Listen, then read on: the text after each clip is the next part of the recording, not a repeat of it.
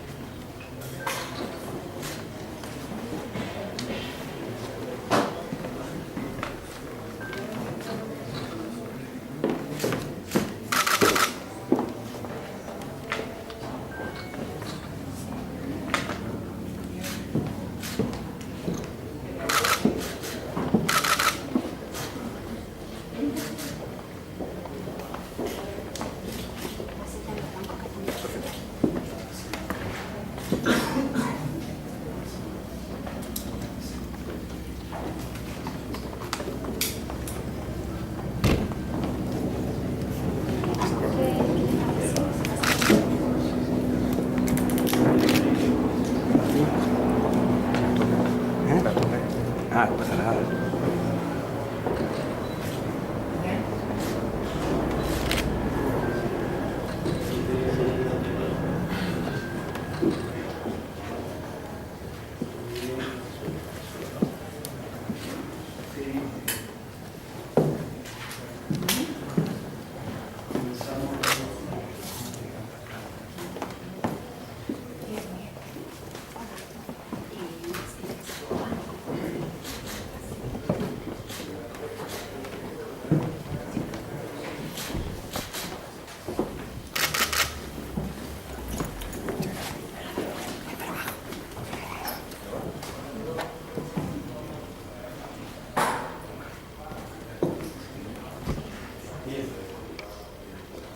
Buenos días. Hemos almorzado, me resulta extraño decir buenas tardes, porque será después de las 12. Darles la bienvenida al senador, director general del Gobierno de Canarias, alcalde, miembros de las instituciones, miembros de profesionales y empresarios que hoy han querido hacer un hueco en sus apretadas agendas, en su quehacer diario, en el trabajo que supone el día a día de nuestras empresas, y saludar también a los miembros de la Facultad de Económicas que vienen hoy en una pequeña pero importante representación tanto de profesores como de alumnos que han querido compartir hoy este ratito con nosotros. Especialmente agradecerles a los políticos que nos acompañan, porque sabemos que están en plena campaña electoral, convenciéndonos para que vayamos a votar el domingo. Ya sé que han hecho un hueco en su agenda, como es lógico, normal. Entonces, quiero agradecer a quienes han podido acompañarnos hoy. Este acto de hoy se enmarca en lo que venimos haciendo desde enero. Esta casa, la Real Sociedad Económica, es la, pues, desgraciadamente, no sé si decirlo con orgullo o con pena, es la única entidad que ha iniciado un ciclo de análisis sobre el régimen económico y fiscal. No podíamos dejar de pasar ese momento, dadas las circunstancias en las que estamos, en la que, bueno, pues nos estamos, digamos, en cierto modo, jugando los cuartos en cuanto al gran periodo 2014-2020. Y, como digo, esta casa no podía dejar pasar la ocasión de hacer un ciclo de reflexión profundo que ya cuando lo diseñamos, cuando lo diseñó la presidenta de la sección de Economía, que hoy nos acompaña aquí, junto con el director territorial, nuestro invitado de hoy, Miguel Cardoso, ilustre invitado de hoy. Digo, como se diseñó al principio, tenía 3 fases.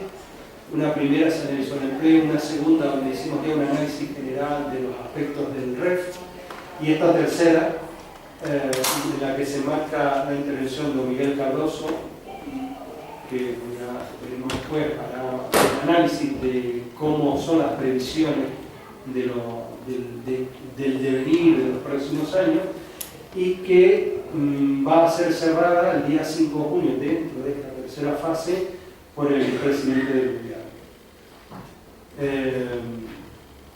Dicho esto, lo que tenemos hoy aquí es lo que pretende ser la Real Sociedad Económica. Esta conjunción de lo público, la conjunción con los agentes privados y con los profesionales, y la conjunción con la intelectualidad, con la facultad, todos unidos en una reflexión necesaria, en un papel conjunto, en un mismo objetivo. Y es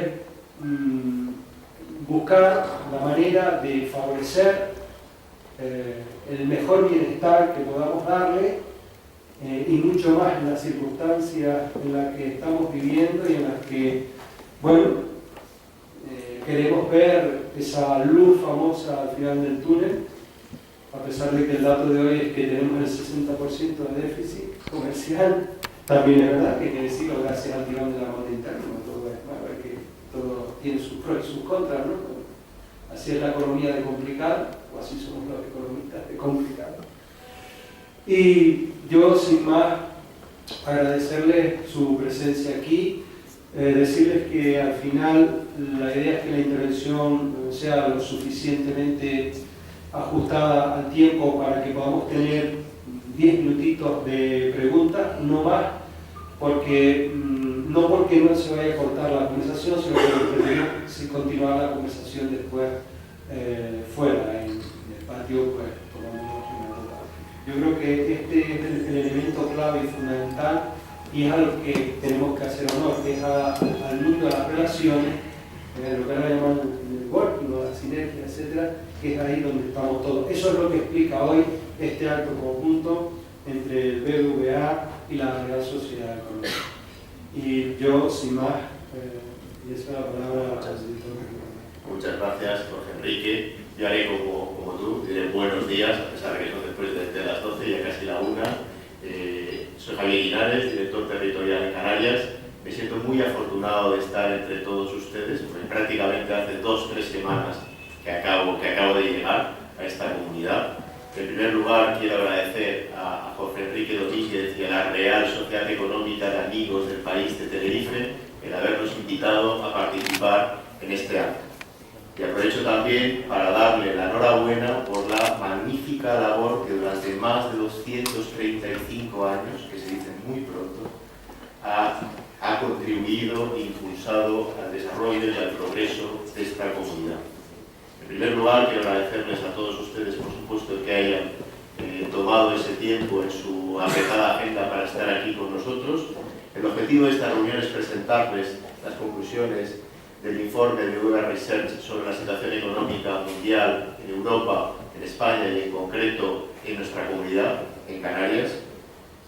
De esta forma queremos renovar nuestro compromiso con Canarias y estar cerca de la sociedad. Nos gustaría que el diagnóstico que les aportemos les sirva para en su día a día tomar decisiones adecuadas y poderse anticipar a los devenires que vamos a tener. En BBVA, sin duda, queremos estar más cerca de nuestros clientes y especialmente, como sé que aquí también contamos con un grupo de empresarios, en la parte de empresas y de pymes, queremos apoyar en los proyectos de inversión que puedan empujar en ese desarrollo, en ese progreso que necesitamos en nuestra comunidad, y apoyarles también en cualquier necesidad de financiación, de circulante que tengan, aportando soluciones que nos distingan de nuestra competencia. Espero que disfruten con la charla y que al finalizar, como decía José Enrique, tendremos un tiempo de preguntas, que tengan muchas preguntas que continuaremos debatiendo y contestando por la parte de Miguel en el que tendremos posteriormente. Tenemos la suerte de contar hoy con Miguel Cardoso, nuestro economista jefe de BBVA Research para España, en donde dirige un equipo muy importante de personas que realizan una magnífica labor en donde tratamos de aportar a la sociedad, como he dicho, y sin duda hoy espero y estoy seguro de que Miguel nos va a dar ya muchas noticias positivas, aunque por supuesto, como siempre, tenemos deberes por hacer y tenemos cosas también por hacer, pero ya con una situación con muchos positivos por delante. Gracias, Miguel, por acompañarnos y por estar con nosotros en este año. Cuando quieras. Bien. Bueno, también, antes que nada, agradecerles la asistencia al acto. La idea principalmente es representarles, como ya dijo Javier,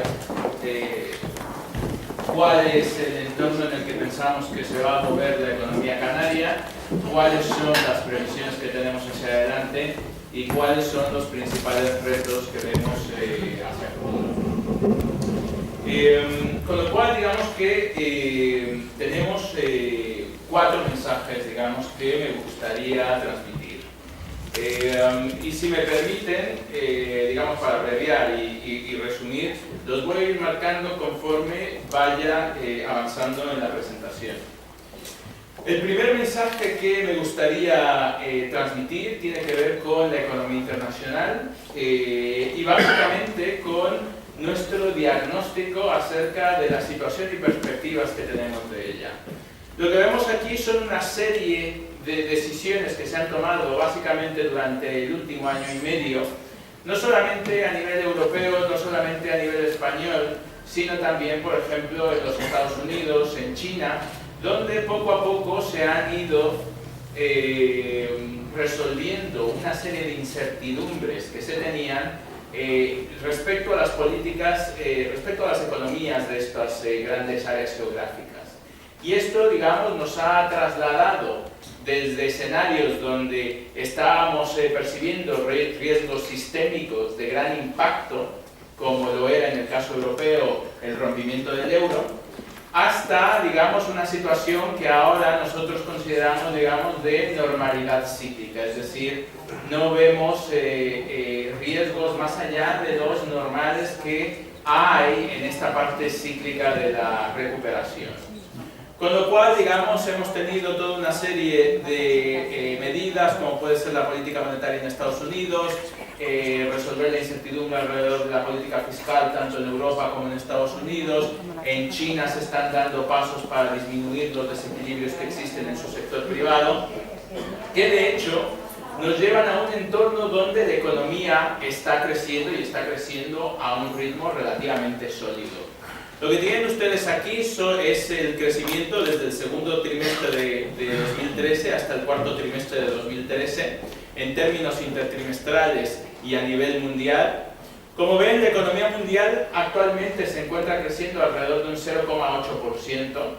0,8% en términos anualizados, pues es entre un 3 y un 3,5%, que es más o menos el nivel de crecimiento promedio de los últimos 20 años para la economía mundial. Con lo cual, digamos, la primera conclusión, el primer mensaje que les quiero transmitir es que la economía mundial está creciendo a un nivel que debe de ser positivo, que debe de ayudar a las exportaciones de la economía canaria, y que lo que estamos observando es que tanto en el primero como en el segundo trimestre de 2014 ese crecimiento se está manteniendo. Con lo cual, una de las cosas que nos preocupan es que no se está acelerando la actividad mundial. En particular, lo que vemos son 2 riesgos, uno de ellos, que es el que está restando de la actividad económica, tiene que ver con la aportación de China a la economía mundial. En particular, hemos revisado a la baja nuestras previsiones de crecimiento para China desde el 7,5% hasta el 7%, pero también pensamos que esto es parte del cambio de modelo que se está produciendo en el gigante asiático y por lo tanto, digamos que se está, a cambio de ese menor crecimiento, se están reduciendo algunos desequilibrios a través de políticas proactivas en el sector financiero y también en la política fiscal de China. Con lo cual, digamos, ahora mismo tenemos un impacto negativo, pero acotado, y sin embargo es algo a continuar observándose durante los próximos trimestres. El segundo riesgo, digamos, que vemos a la recuperación es el tema de la política monetaria en Estados Unidos. Como ustedes saben, hace un año la Reserva Federal comenzó a hacer cada vez menos expansiva su política monetaria. Y esto hizo que los tipos de interés subieran en las economías desarrolladas. Y esto puso incentivos para que los fondos de inversión en economías desarrolladas se llevaran su dinero desde los países emergentes hacia esas economías desarrolladas. Y había, digamos, un temor de que esto produjera una restricción de crédito en estas economías emergentes. Esto no se ha producido, pero no quiere decir que en el futuro no se vaya a producir, porque como ustedes saben, lo que han hecho los bancos centrales, como la Reserva Federal o como el Banco de Inglaterra, es algo que nunca se había hecho a la escala que se ha hecho. Y por lo tanto, digamos, salir de esa política monetaria es terreno que no se ha explorado. Y que incluso podría tener impacto, digamos, en los tipos de interés en economías desarrolladas como la europea. Esos son los dos riesgos que tenemos y, sin embargo, como les decía, lo que esperamos es un escenario de moderado crecimiento durante los próximos 2 años, con la economía mundial aumentando su PIB a un ritmo de entre el 3,5% y el 4%, que, como les decía, debería de ser un entorno bueno para las exportaciones en el caso de Canarias. Esto simplemente es un resumen de los dos riesgos que les acabo de decir, pero simplemente ordenado sobre todo en términos de a quién afectaría más en países emergentes. Lo que tienen en el eje horizontal es la exposición de distintos países a la economía china. Lo que tienen en el eje vertical es la exposición de distintos países a la financiación con el resto del mundo. Con lo cual, conforme ustedes van más para abajo, tenemos a países que necesitan financiarse más en los mercados de capital. Conforme vamos más hacia la derecha, vemos países que dependen más de la economía china. Y como ven, esto va a generar una diferenciación, digamos, en caso de que se produzcan este tipo de riesgos alrededor del mundo. En nuestro caso, nuestra dependencia de China es relativamente poca, de manera directa, y de hecho ya la economía española en su conjunto está presentando superávits por cuenta corriente, con lo cual, digamos, el impacto sería más limitado. Lo que nos interesa más, por ejemplo, es el entorno más relevante o asociado a la política monetaria en Europa, y sobre todo un entorno de bajos precios. Un entorno de bajos precios hace bastante difícil las ganancias de competitividad que necesitan las empresas para poder seguir aumentando sus exportaciones. Si los precios en Europa son relativamente bajos, eso presiona a la baja los precios en España, y eso tiene dos salidas: o se bajan los márgenes o tienen que continuar cayendo, digamos, los costes laborales. La rigidez que muestran ambos factores tras 5 años de ajustes, la rigidez a la baja, pues lleva a que ese proceso de aquí en adelante pueda ser más difícil, digamos, con variaciones negativas de ambos factores, con lo cual a nosotros lo que nos interesa es que simplemente el Banco Central Europeo cumpla con su objetivo de déficit y esa inflación la lleve, digamos, a niveles alrededor del 2%, para que la inflación en España esté alrededor del 1% y se vaya recuperando la competitividad que se perdió en el periodo anterior de la crisis. Como ven, en nuestro escenario central estamos previendo una recuperación en la economía europea, crecimiento del 1% este año, crecimiento por debajo del 2% el siguiente año, y eso debería de llevar, digamos, a una tímida recuperación de la inflación. Pero nuestra opinión es que el Banco Central Europeo, digamos, debería de actuar de forma preventiva para evitar cualquier duda, cualquier incertidumbre que exista acerca de la posibilidad de realización de un escenario de caída continuada de los precios, porque, como les decía, eso sería particularmente negativo para España. Primera conclusión, entonces: crecimiento sólido a futuro, con algunos riesgos, pero no de carácter sistémico. En el caso de España, lo que estamos viendo es una economía que va de menos a más. Llevamos 5 años básicamente en crisis, con caídas continuadas del PIB, y sin embargo, durante los últimos trimestres lo que estamos viendo es una aceleración de la actividad económica. Aquí lo que les presento es el crecimiento del PIB, ya con la primera estimación del INE para el primer trimestre de 2014, y lo que tienen ahí es la estimación que hacemos nosotros en tiempo real de el crecimiento del PIB durante el segundo trimestre del año, ya con los datos que vamos conociendo de confianzas, de afiliación a la seguridad social. Y lo que vemos es que, de confirmarse esta tendencia, el crecimiento el segundo trimestre del año para el conjunto de España sería de cuando menos el 0,4% y muy probablemente alrededor del 0,5%. Esto es un crecimiento, digamos, que estaría en términos anualizados alrededor del 2%, que es un crecimiento que ya empieza a estar incluso por encima de la media europea, como hemos visto en los últimos datos que se han dado a conocer sobre el crecimiento en Europa. Hacia adelante lo que vemos es que vemos este proceso de moderado crecimiento continuando, en primer lugar porque algunas incertidumbres que teníamos se van resolviendo positivamente. En primer lugar, las exportaciones continúan creciendo y lo hacen, digamos, en todas las geografías. Uno de los problemas que tuvimos el año pasado fue que Europa, nuestro principal socio comercial, estaba en recesión, las exportaciones en promedio durante el año anterior a Europa cayeron y, sin embargo, los exportadores españoles fueron de los únicos en Europa que fueron capaces de diversificar sus destinos de exportación. De hecho, lo ven ustedes aquí como las exportaciones tanto a la Unión Europea, América del Norte, países emergentes, que es esa barra que nosotros denominamos EAGLES, que es un acrónimo para las 20 economías que más van a contribuir al crecimiento mundial durante los próximos años, están creciendo nuevamente en el primer trimestre de 2014. Entonces, esta desaceleración que se dio en los países emergentes en la segunda mitad del año anterior ya parece haber sido superada en términos de la demanda por exportaciones, y nuestro principal socio comercial está empezando a contribuir positivamente a la demanda de nuestras exportaciones. En segundo lugar, este proceso de exportaciones está comenzando a transferirse hacia la demanda interna.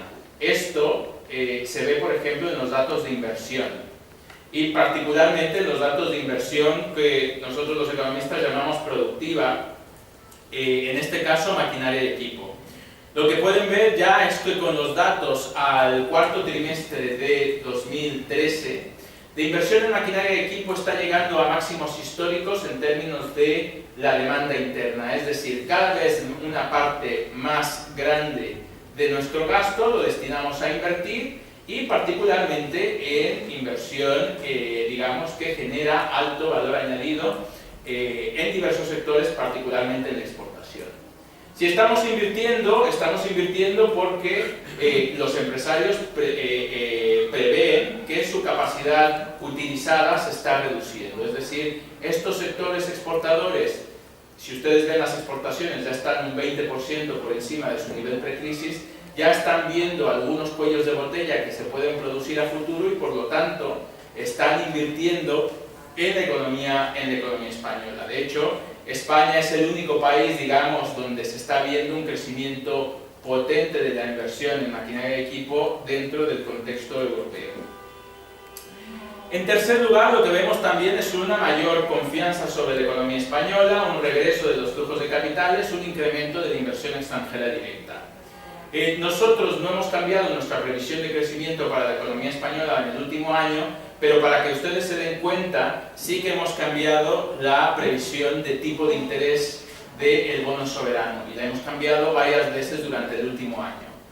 Aquí tienen ustedes las revisiones que hemos hecho, digamos, por trimestre, y lo que ven es que de hace un año para acá hemos revisado en 200 puntos básicos el tipo de interés que paga la deuda pública española, o que preveemos que iba a pagar la deuda pública española en 2014 y en 2015. Digamos, es solo una de las variables financieras que muestran la mejora que hemos observado en la confianza en la economía española.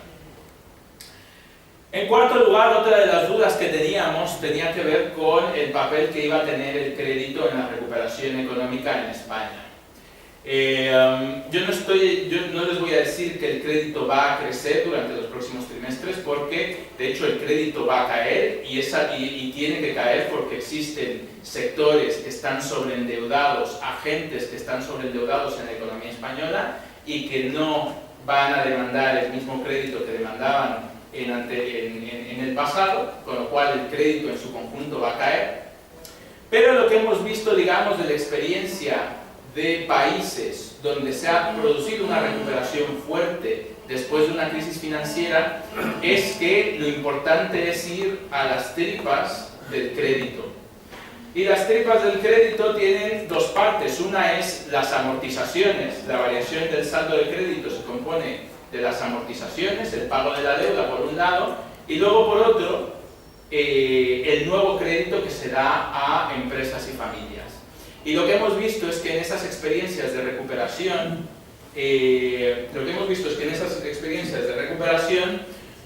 lo importante no es ver el saldo total de crédito, sino lo importante es ver las nuevas operaciones de crédito. Esto es lógico. O sea, si yo me voy a comprar una hipoteca, no me importa que el de al lado esté pagando su hipoteca, lo que me importa es que yo vaya al banco y me den un nuevo crédito. Y esto es lo que está comenzando a suceder. Estamos empezando a ver que las nuevas operaciones de crédito están creciendo y están creciendo de una manera potente, por encima del 25% en el crédito a pymes, en el crédito al consumo, y ya en el crédito a pymes alrededor del 6%. Finalmente, y acabo con España en dos diapositivas más, se ha reducido la incertidumbre respecto a la reducción del saldo de las administraciones públicas. Esto era una gran duda que tenían los inversionistas cuando se planteaban si nos podían financiar o no. Si vamos a poder reducir ese desequilibrio que teníamos en las finanzas públicas. Y lo que hemos visto es un esfuerzo bastante potente a nivel del conjunto de las administraciones públicas. Lo que tienen ustedes aquí es el déficit a final de 2011, que fue de alrededor del 9%, quitando la recapitalización a algunas entidades financieras. Y lo que tienen en la barra roja, disculpen, les voy a ir diciendo para los que no ven por atrás, lo que tienen en la barra roja es la estimación que hacemos nosotros de cuánto se hubiera deteriorado el déficit público si el gobierno no hubiera hecho absolutamente nada. Es decir, el gobierno en 2012 no sube el IRPF, no sube el IVA, no quita la paga extra a los funcionarios públicos y simplemente deja que la recesión reduzca los ingresos públicos y que aumente y deja que actúen los estabilizadores automáticos, dígase el gasto en desempleo. Solamente por ese deterioro de los estabilizadores automáticos el déficit se hubiera ido hasta el 12% del PIB. Con lo cual, reducirlo al 6,8, que fue el número final a finales de 2012, implicó la implementación de medidas por alrededor de 5 puntos del PIB. Claro, cuando ustedes quitan de la demanda interna 5 puntos del PIB, es muy difícil que una economía pueda crecer. En 2013, el número de medidas, el tamaño de las medidas para llevar el déficit al 6,6 fue del 2%. Y nuevamente esto tuvo un impacto negativo sobre la demanda interna. Un impacto negativo, pero necesario, porque el país había perdido esa confianza sobre su capacidad para reducir su déficit y eventualmente su deuda pública. Y eso ha permitido ahora que tengamos unos objetivos de déficit más flexibles que harán que la contribución negativa del sector público a la demanda interna sea relativamente insignificante comparado con lo que fue durante los años anteriores. Finalmente estamos empezando a ver que la recuperación se está traduciendo en el empleo, y me voy a centrar más en esto en el caso de Canarias. Simplemente mencionar que aquí tenemos algunas incertidumbres hacia adelante acerca de cuál va a ser el impacto del PIB sobre el empleo. Esta recuperación puede ser diferente, lo comentaré en el caso de Canarias. El consumo privado va creciendo algo por encima de lo que nosotros preveíamos, con lo cual esta es una incertidumbre también hacia adelante. Y luego, obviamente, el tema del tipo de cambio es un tema importante, porque durante los últimos meses los exportadores han tenido que compensar con reducciones en precios esa apreciación que hemos observado del euro frente a otras monedas, y esto podría, digamos, tener un impacto negativo sobre la economía. Bien. En el caso de Canarias, hay algunas comunidades autónomas donde no puedo decir esto. Nosotros somos muy transparentes. Ustedes pueden ver en la web todas nuestras publicaciones desde que hemos podido plantearlas en la web, que es 2008. y van a ver ahí exactamente lo que escribimos acerca de cada tema. En este caso, pues lo que tengo en este gráfico, por ejemplo, son las previsiones que teníamos antes de la publicación de los datos del INE de caída de las distintas comunidades autónomas para el año 2013. Lo que vemos que en el caso de Canarias, pues lo hemos clavado. Como ven, hay algunas comunidades autónomas donde no lo hemos clavado, pero en el caso de Canarias sí que, digamos, el instrumento que les voy a enseñar en unos momentos lo ha hecho bastante bien, estimando la caída de la economía canaria. Aunque hemos tenido esa caída en 2013, lo que estamos comenzando a ver es un proceso de recuperación. Nosotros tenemos nuestra propia estimación del PIB en Canarias, que, como les decía, lo ha hecho bastante bien en estimar esa caída que ha dado el INE en 2013 y también en 2012. Y lo que nos dice esta estimación, este indicador de actividad de la economía canaria, es que la economía canaria ya llevaría alrededor de 3 trimestres consecutivos de crecimiento, que estaría a punto de llegar un cuarto trimestre consecutivo de crecimiento, y que el crecimiento estaría entre el 2 y el 2,5%, que es básicamente la previsión que en estos momentos estamos dando para la economía canaria. ¿Qué es lo que está detrás de estas expectativas? Bueno, pues en primer lugar, digamos, un entorno de mayor confianza que se presenta al igual que en España. Déjenme también hacer un poco de promoción. Nosotros, dentro de las cosas que ponemos en la revista que hacemos anualmente sobre la economía canaria, una de las cosas que hacemos con otras comunidades autónomas también es preguntarle a nuestra gente de la oficina de BVA sobre cómo piensa que va a desarrollarse la actividad de acuerdo a las opiniones de sus clientes. Y lo que vemos es que esto está bastante correlacionado con ese indicador de actividad que hemos observado en la economía canaria. Y las respuestas que están dando nuestra gente, digamos, de actividad, tanto este trimestre como de expectativas, es de esta aceleración del crecimiento que les enseñaba yo en ese indicador. ¿Qué es lo que está detrás de esto? Pues ninguna sorpresa para ustedes, obviamente tiene que ser el turismo. En particular, Canarias se está beneficiando particularmente del crecimiento de turistas extranjeros, y esto, bueno, aquí lo hemos puesto un poco igual a, digamos, igual a 100 en 2010, para darse cuenta un poco de el fuerte incremento que se ha observado, digamos, por ejemplo, en varios indicadores. Uno de ellos aquí, de entrada de turistas en hoteles. Obviamente que hay diferencias entre regiones. En este caso, Tenerife, la isla de Tenerife, ha tenido un comportamiento mucho mejor, digamos, que Gran Canaria, digamos, dentro de lo que es Canarias. Pero en general, digamos que este comportamiento de los viajeros pues ha logrado compensar la caída que hemos observado de los turistas a nivel nacional como consecuencia de la recesión que se ha observado en España.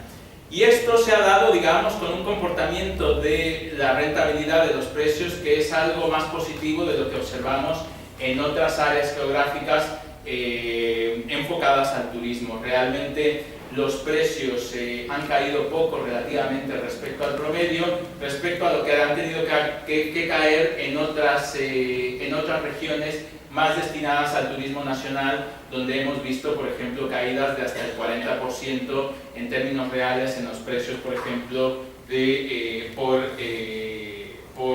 pernoctación. El segundo factor que creemos que va a contribuir positivamente es el tema del saldo fiscal. El gobierno autonómico ha tenido un comportamiento en términos de cumplir con las expectativas, ha mejorado las expectativas que se tenían en términos de cumplimiento del objetivo de déficit. Y a diferencia de otras comunidades autónomas, digamos, el desequilibrio en términos de la deuda autonómica no es un factor, digamos, restringente a corto plazo como sí lo va a ser en otras comunidades autónomas donde el nivel de endeudamiento va a exigir que el proceso de consolidación de las cuentas públicas, de las cuentas autonómicas, continúe durante los siguientes años. Para 2014 el objetivo de déficit, si no mal recuerdo, es del 1% y luego 2015 del 0,7%. Con lo cual, digamos, la contribución nuevamente a nivel autonómico de las finanzas de la comunidad va a ser cada vez menor. Otro factor que va a contribuir menos negativamente a la demanda interna va a ser obviamente el de la inversión residencial. El ajuste por el lado de la oferta se ha hecho, prácticamente varios indicadores, tanto de empleo como de visados como de ventas, están ya en mínimos históricos o incluso empiezan a tener algún tipo de recuperación y por lo tanto es cierto que no esperamos una fuerte contribución del sector al crecimiento en el corto plazo, pero ya cuando menos no va a restar tanto de la demanda interna y ciertamente su contribución va a ser cercana a cero y no tan fuertemente negativa como en el pasado. Finalmente, lo que estamos viendo es un impacto positivo de las reformas que se han tomado en algunos sectores, como puede ser la laboral. Lo que tienen ustedes aquí es el comportamiento del mercado laboral canario en dos recesiones diferentes, una en 2009 y otra en 2012. En cualquier mercado, en cualquier país desarrollado, lo que ustedes van a ver es que ante un shock negativo de demanda, los empresarios y trabajadores se reúnen y ven cómo reducir los costes de tal manera que esto afecte lo mínimo al empleo.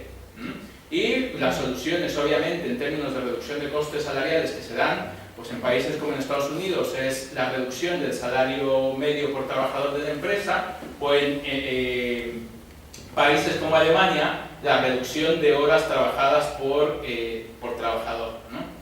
En España, pues el modo de ajustar los costes laborales es a través de despedir personal y un tipo especial de trabajador que es el trabajador temporal. Con lo cual tenemos una combinación de caída del empleo, por ejemplo, con aumento de los salarios reales por distintos mecanismos de rigidez que existen en el mercado laboral español. En 2012 empezamos a ver más o menos lo que veríamos en otros mercados laborales de países desarrollados, donde la caída del empleo se ve, digamos, ralentizada por una moderación salarial o por una caída de los salarios reales. No tenemos los instrumentos para hacer esto para Canarias, pero si están interesados tenemos un documento de trabajo publicado al respecto, donde lo que calculamos es cuántos empleos salvó esa caída de los salarios reales en el conjunto de España durante 2012. Y lo que calculamos es que, por ejemplo, esa caída de los salarios en 2012 había salvado alrededor de unos 200.000, entre 200 y 250.000 empleos en 2012 y 2013. Y que si hubiéramos tenido la misma caída de salarios que tuvimos, si los sindicatos y las empresas hubieran negociado esta caída de salarios en vez de reducción de plantilla, hoy en día estaríamos hablando de 1 millón menos de parados en España.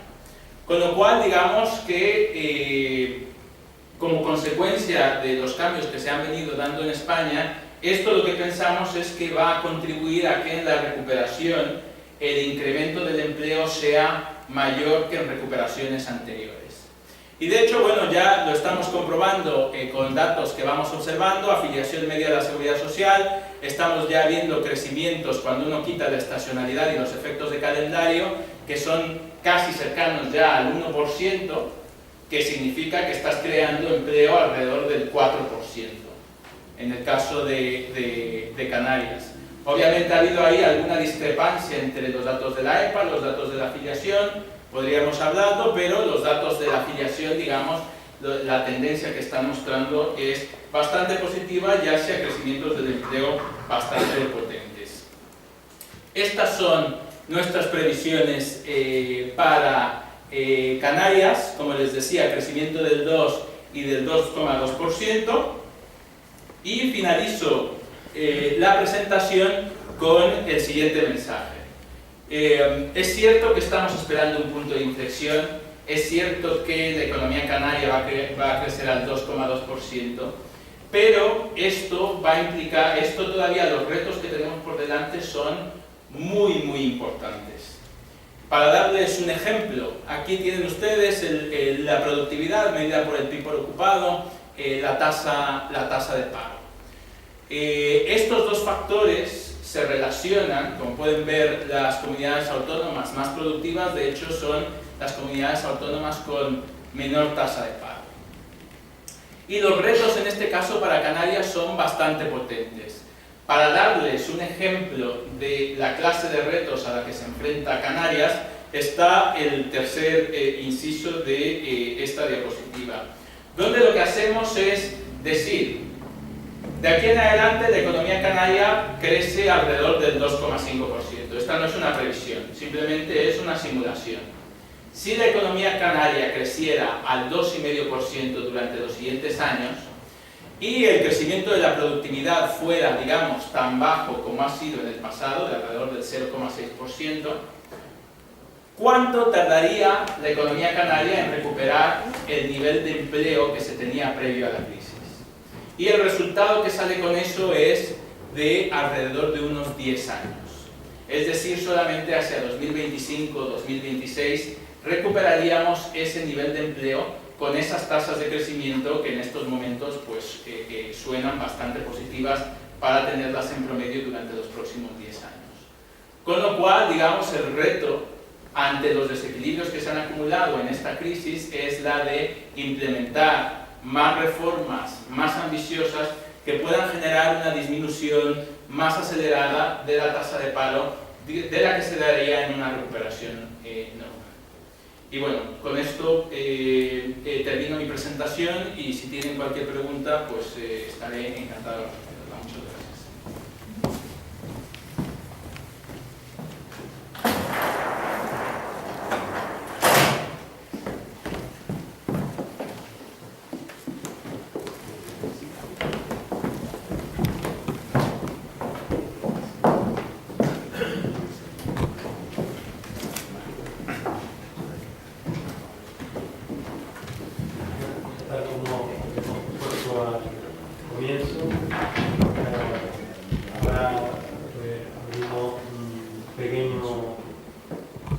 Tiempo para algunas de las preguntas. Yo como veo que hay un cierto temor, pues yo me gustaría hacer una pregunta ruin.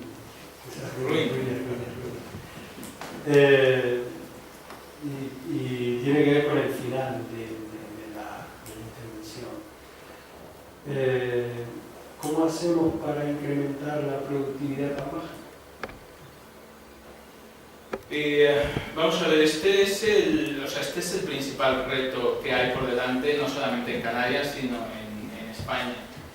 Y nos equivocamos, digamos, si pensamos que esto se resuelve, digamos, tenemos un problema de demanda actualmente, obviamente que eso es un problema que tenemos que resolver, que necesitamos al Banco Central Europeo que sea más proactivo en su política monetaria.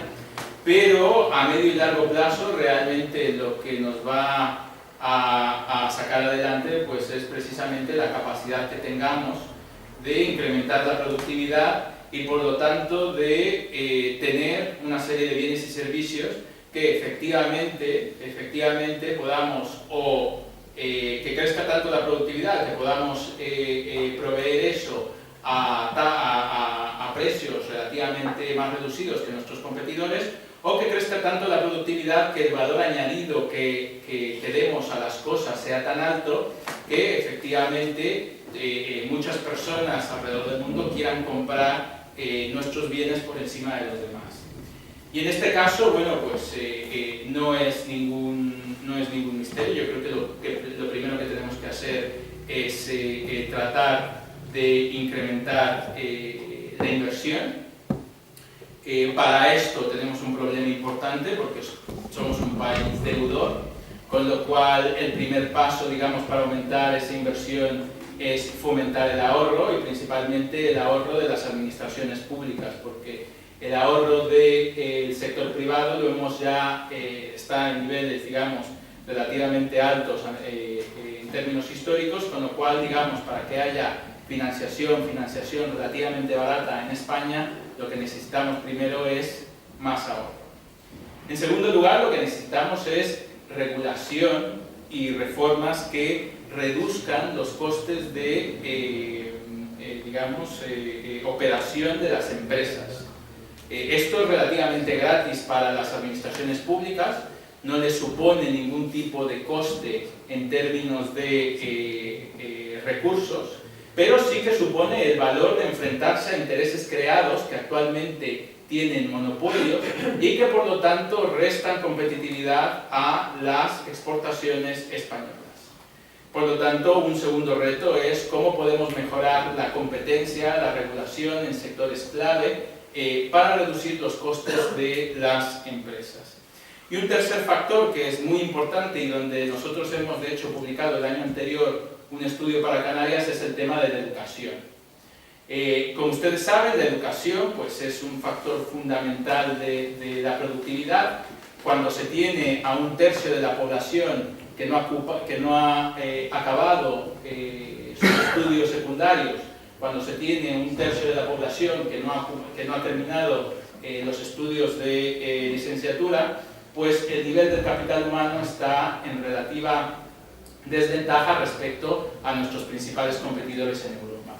Y principalmente en Canarias lo que hemos visto es que aún corrigiendo, digamos, por componentes que en otras comunidades autónomas, digamos, disculpan un poco el retraso educativo, dígase, por ejemplo, el gasto por estudiante o corrigiendo también por la pirámide poblacional. Como ustedes saben, esto también tiene un impacto sobre la calidad de la educación de los padres tiene un impacto muy positivo sobre la educación de los hijos. Aún corrigiendo por esto, Canarias es de las comunidades autónomas con más retraso en términos de su nivel de capital humano. Con lo cual, digamos que estos tres serían los principales puntos que pondría hacia tratar de ganar competitividad y tratar de aumentar la productividad de la economía canaria.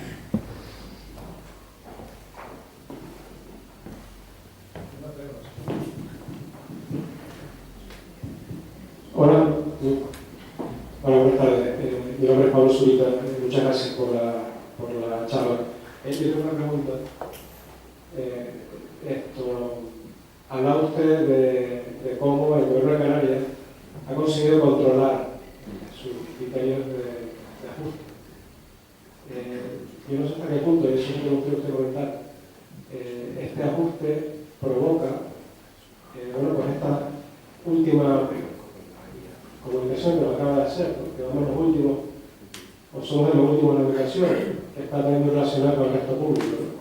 O sea, hasta qué punto ser los terceros en cumplimiento del déficit está relacionado con ser los penúltimos en productividad, el PIB, en tasa de desempleo. Bueno, cuando uno ve, digamos, y esto también lo tenemos publicado en términos, por ejemplo, de gasto real ajustado por habitante, digamos un poco para tratar de comparar entre comunidades autónomas y tratar de, poner un gasto o tratar de asegurar cuál sería el gasto para asegurar los mismos servicios entre comunidades autónomas, realmente no vemos un problema tanto de gasto como de eficiencia del gasto. En este caso, por ejemplo, en el estudio que hemos hecho del impacto del capital humano, vemos que hay otras comunidades autónomas, digamos, donde el gasto incrementa la efectividad del capital humano. A diferencia de Canarias, donde cuando tomamos en cuenta el gasto por estudiante, eso, ni aunque lo aumentáramos significativamente, digamos, incrementaría la calidad de los estudiantes, con lo cual yo de lo que hemos publicado lo que puedo decir es que puede haber un problema de eficiencia en el gasto educativo. administrativo que se realiza en la Comunidad de Canarias. Luego, el tema, digamos, del ajuste, cuando uno lo compara, este gasto real por habitante respecto a lo que se tenía en 2004, realmente tenemos el mismo, es la diferencia entre el gasto real por habitante que teníamos en 2004 con el que tenemos ahora es relativamente similar. Y 2004, digamos, esos años son paradigmáticos porque ahí ya se habían transferido todas las competencias que tienen ahora las comunidades autónomas, con lo cual, nuevamente, si se podía, digamos, proveer un servicio en 2004, se debería proveer ese servicio ahora en